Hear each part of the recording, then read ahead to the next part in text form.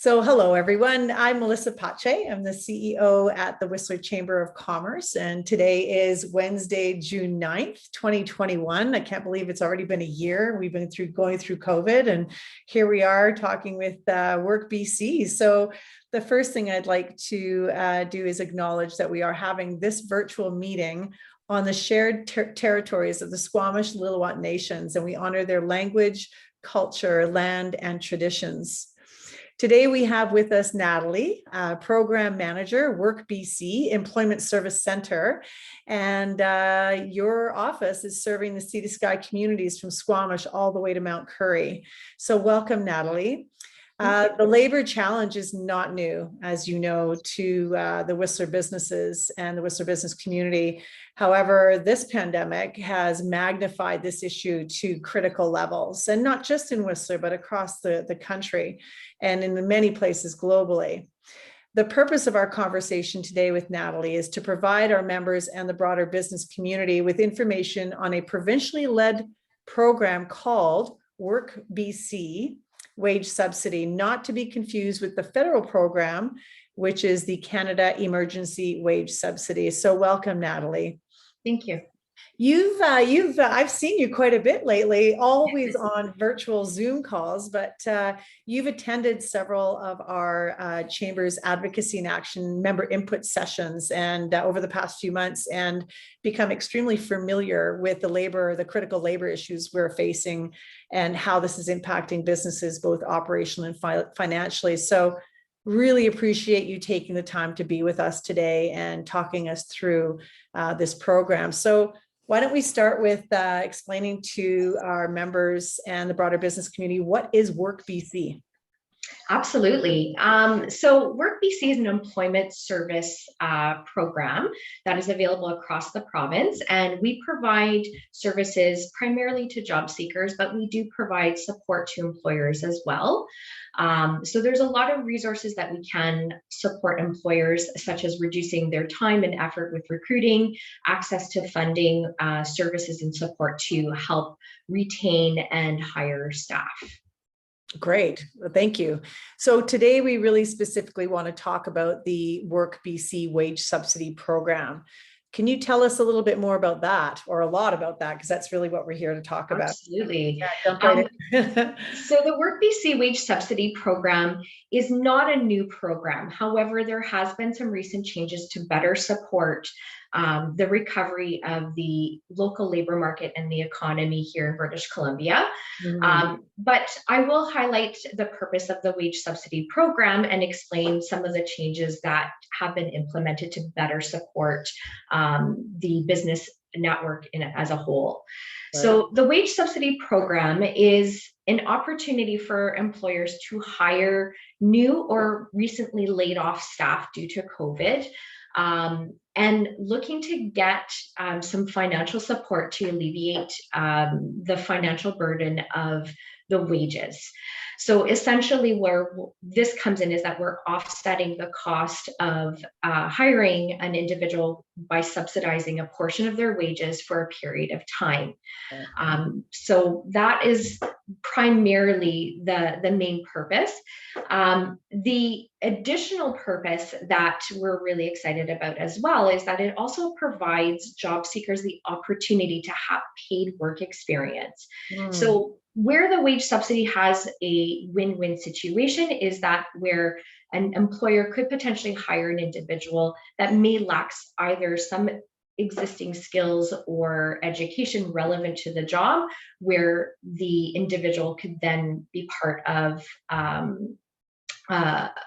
employment and gain some work experience, and also potentially become a long-term employee following the wage subsidy. So some key things there is save money and long-term labor. Absolutely. Those are really key right now. Thanks for that. So in terms of eligibility, what is that eligibility for an employer? Absolutely. So for employers, they must be a BC registered business. Right. They must also be compliant with all government legislation, and that includes employment insurance, WorkSafe, and providing insurable employment to individuals. They must confirm that the candidate is not already an existing employee. So this is to hire new employees or ones that have been laid off as a result. Cannot be, so here where it says you cannot be receiving a Canada Emergency Wage Subsidy, so it's not for that individual. So if you are recalling a previously laid off staff that was part of the Canada Emergency Wage Subsidy, then in that case, as long as the two wage subsidies are not occurring at the same time. Yeah, that makes sense. And then the possibility of offering the likelihood of long-term employment. So we hope with the wage subsidy that there is an investment in the employer's time in, assisting and supporting that individual, so that there's the potential with that time that is spent to then potentially offer that individual long-term employment. Again, really great words to use is that long-term employment. Yes. We're working towards that. And so what is the criteria needed for the position that a business would be hiring for? Explain that to us a little bit more. Yeah, so the position must be full-time. So we're looking at a minimum of 35 hours or more. That is for the for the job that you're looking to fill. The position does have to be insurable employment. So again, paying into employment insurance as part of that, so that in the event that there is a potential layoff for whatever reason, that individual does have access to employment insurance. The job needs to be primarily based and performed in British Columbia. So as we know, we have a lot of businesses that, are situated in the Sea to Sky, however, may be doing business outside of the country or outside of the province. But the job has to be primarily based in British Columbia. Okay. We also want to confirm that no other workers that are part of that organization will experience any reduction of hours or potentially layoff in efforts to get the wage subsidy. Okay. We also would like that, the position is not to fill a vacant position caused by a layoff. So if an individual was laid off prior to that, we're really hoping that the employer is reaching out to that individual to potentially bring them back. But if the employee is not, able to come back, then obviously that would make the position vacant and open to other individuals.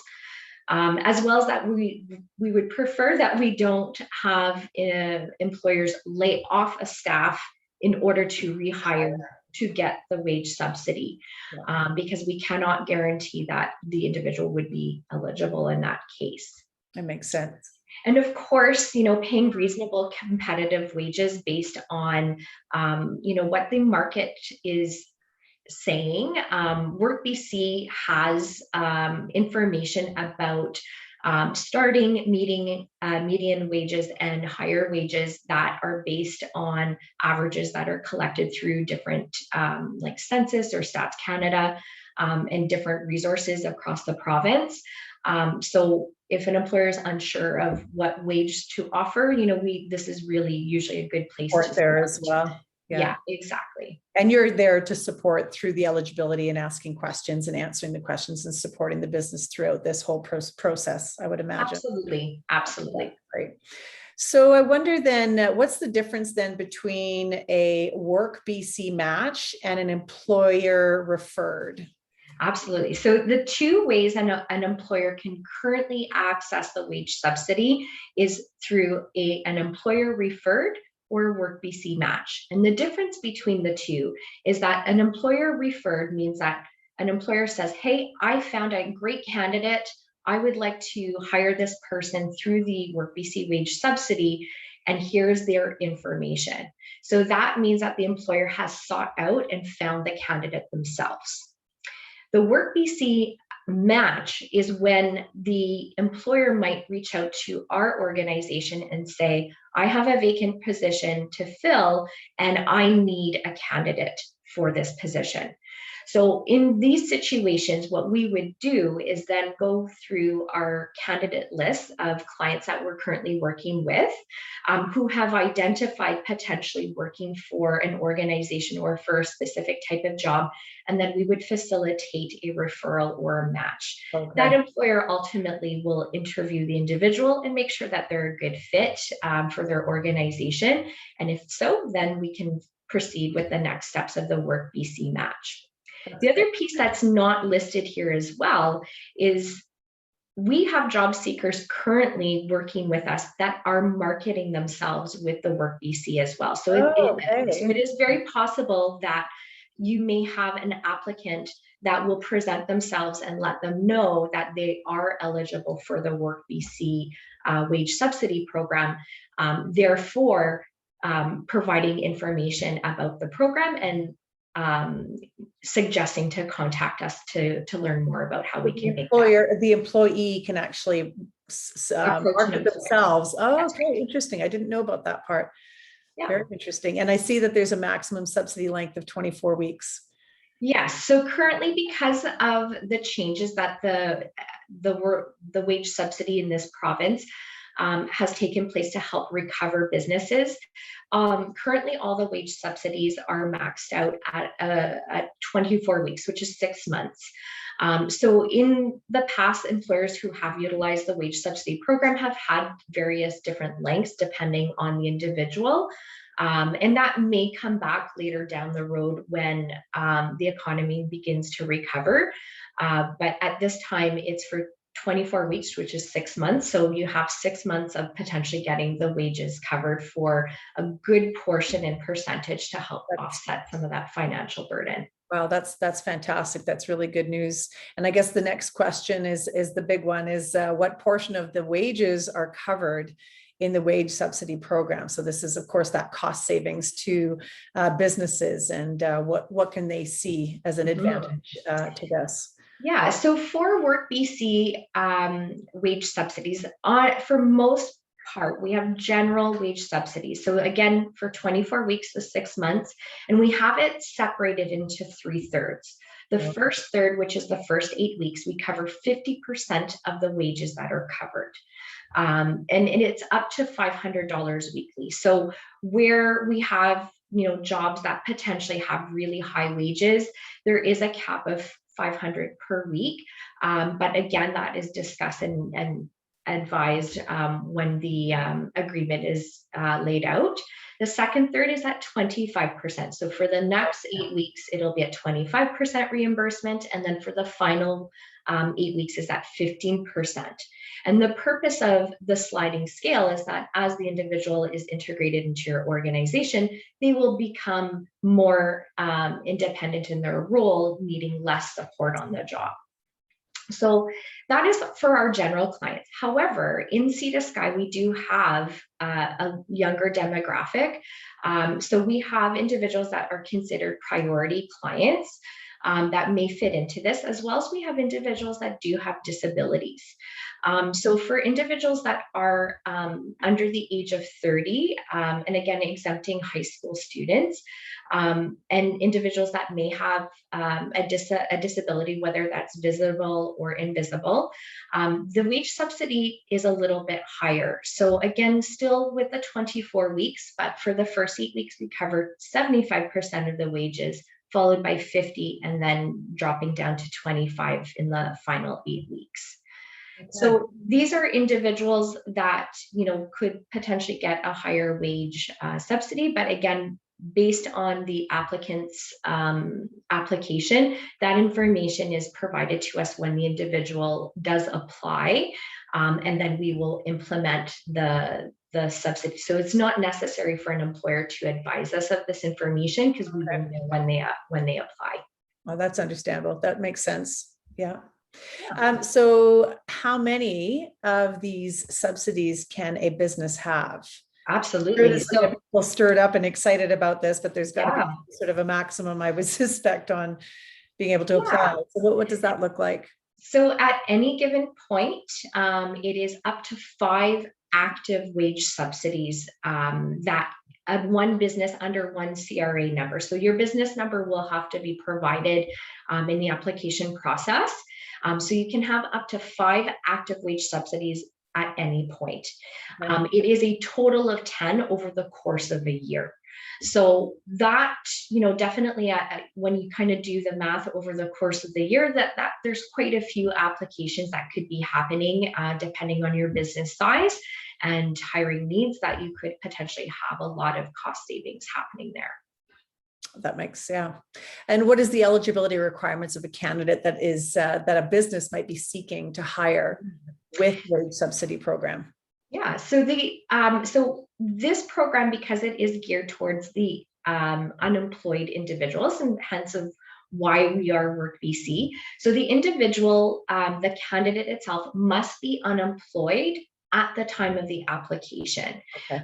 Granted that we do know that there are individuals that sometimes are transitioning from one seasonal job to another seasonal job. The timing of that, sometimes we can make that work. Sure. But they do need to be unemployed. They do need to be a BC resident, Canadian citizen, or permanent resident. However, individuals that are on the temporary foreign work permit are not eligible for the wage subsidy. However, that doesn't fully disqualify individuals that are in the process of permanent residency or refugee status. So just because they might have a social insurance number that might start with a 900 SIN number, if they're potentially applying for permanent residency or at a certain stage or refugee status, there's certain documentation that we would require that would then potentially make them eligible for work. That's a possibility, which is good to know. Yeah, so good to have to connect with us if there is, that question, even before you apply, is just to connect with us and have that discussion, and then we can best prepare and direct the application process from that point on. Right. And so can the candidate start before the wage subsidy is in place? So the candidate cannot start before the wage subsidy is in place. Oh, okay. So if the candidate does start before the wage subsidy is in place, then the wage subsidy is null and voided. So the best thing to do is, as soon as you identify a candidate that is ideal, is to do the application right away. So that way we have at least 3 to 5 business days to get the applicant registered in our services, get the wage subsidy agreement prepared, signed, and then the individual can start work. So we suggest 5 business days whenever possible. We can do things in a smaller, tighter turnaround time, but knowing that this is a popular program, we have quite a few wage subsidies coming through on a daily basis. So we want to make sure that we have adequate time and ensure that employers and the candidate are well aware of what this program entails and answer those questions before the job starts. Just a side question too, is there a limit on the dollars that the provincial government has put in place for this? Is this a program that's going to end at some point, or is it something that's going to continue to be available? Yeah, that's a great question. So currently the way the program is facilitated, the employer referred candidate is the piece that is fairly new, and that is temporary, and that is for COVID recovery purposes. But as I've mentioned, the wage subsidy program has been here for a very long time. It has been here for many, many years. It is a program that is funded through the Employment Insurance Act. So normally individuals do require employment insurance attachment, which means that they're either currently on EI or have been in the last 5 years. And that's any form of employment insurance. So that includes medical, parental, maternity, or just general employment insurance. So those things will go back at some point. But for now, the door's wide open. So this So is a let's great use the system. opportunity. Absolutely. Now, when I first talked to you about it, and you mentioned it to me, I know it's been around, but I think there's a bit of a magnifying glass on it now, because as soon as businesses looking to hire and save money, it kind of gives them that opportunity to look at this as a win-win. So if an employer is based then in the Sea to Sky, in our case in Whistler, and would like to hire someone elsewhere in British Columbia or even outside the province or country, what's the process, or how does that work? So if the individual is not situated anywhere in the Sea to Sky, this WorkBC Center services, as we've discussed earlier, from Squamish all the way up to Mount Currie and surrounding areas. So if the individual, for example, lives in 100 Mile House, when the individual goes to apply for the wage subsidy, the application is actually going to go to the WorkBC Center that is in 100 Mile House. Okay. Because the wage subsidy program initially and still is intended for an individual, the individual, once they put in their address, will send that application to another location. So ideally, if that were to happen, which may happen, I would suggest contacting our office so that we can have that discussion, because we might be able to make this a little bit easier to streamline so that you can then submit the application to the right place and the individual can understand where their application is going to go as well. Right. So that way it makes it a little bit easier to get the service moving forward. But it is usually based on where the individual is physically located, not necessarily where the business is located. Okay, that's really good to know. Yeah, and for out of country, regrettably, the individual has to be a BC resident, and as mentioned, Canadian citizen or permanent resident. So they do need to be residing within the province for this program to function. Okay.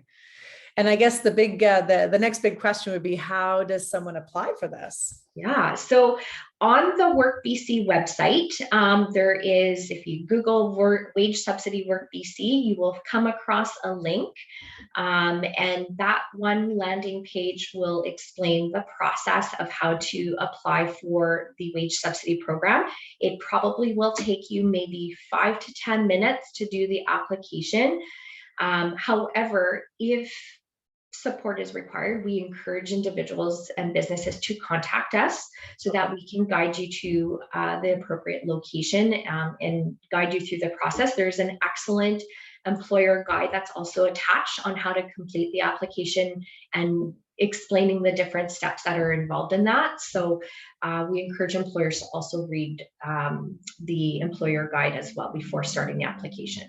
That's great. And we will get some of those links from you. And when we post this on our website for our members, we'll have those listed as well and redirect them to your website, obviously. I think we talked about this, but just a reminder, how long does it take for the wage subsidy then to be put in place? You were talking about a 5-ish business days? Typically, the ideal scenario is to have 5 business days, because that gives us plenty of time to ensure that we have all the working pieces. Okay. So normally when the employer applies for the wage subsidy, if it's a wage subsidy employer referred, we're then dependent on the candidate to complete their portion. And sometimes there is a little bit of a lag time between the two. So it gives us an opportunity to, get that individual to then also complete their portion so that we have both the employer's application and the candidate's application. Okay. Then we can determine eligibility, explain the services to both parties. Then when we're in agreement, we'll then put out the wage subsidy agreement. So then all parties will sign off on that, and then the individual can start work. So that's the ideal scenario, 5 business days whenever possible. If it is a fairly tight turnaround, then we encourage employers to reach out to us so that we have advance notice, and then we can try to hustle that application along. Yeah, and I would suspect in this situation now where we're in June and the doors are hopefully about to open on Yes. June 15th, that there's definitely a critical need for labor. So you might be having a few more businesses knocking on your door. Absolutely. Yeah, So we're last anticipating that. Yeah, I'm sure you are. And I think the last question really is around how does one submit a claim for wages the employee has worked? And that's probably one of the most important questions, is that once this wage subsidy is in place, you're probably wondering, how do I get the wages reimbursed? It's a fairly simple process. It's the exact same website that you would have completed the application. Basically, you're going to enter the wages that were earned for the weeks that you're claiming, and you'll submit that to WorkBC. So it's a fairly easy process. Again, probably will take you about 5-10 minutes to do. Once we receive that claim request, we will then follow up and request pay stubs and timesheets to support that information. And then we process the reimbursement. So the reimbursement will either get mailed to your business or we can do direct deposit, whichever is most convenient. Fantastic. And I think you have one last slide, which then will show some contact information to reach you. And how many people are in your office, just so we understand this, how small your team is? Yeah, so we have approximately 8 staff in our office that are working throughout the sea to sky. So primarily, most of our staff are based out of the Squamish office, but we do have staff that work between Whistler, Pemberton, and Mount Currie. So when you do contact us, we do have an employer liaison, Jolene Goulet, who's our employer liaison at this time. She'll be the individual that will be assisting you through the process. However, any of our staff are very knowledgeable and can answer some basic questions. So we're open Monday to Friday. Our business hours are 8:30 to 6 p.m. on Mondays and Tuesdays, and then we're open from 8:30 to 4:30 from Wednesday to Thursday. So employers can contact us by phone. They can email us. They can find us on social media, or again, they're more than welcome to visit us as well. We are slowly reopening ourselves, so we welcome any way an employer wants to reach us. We will work with that.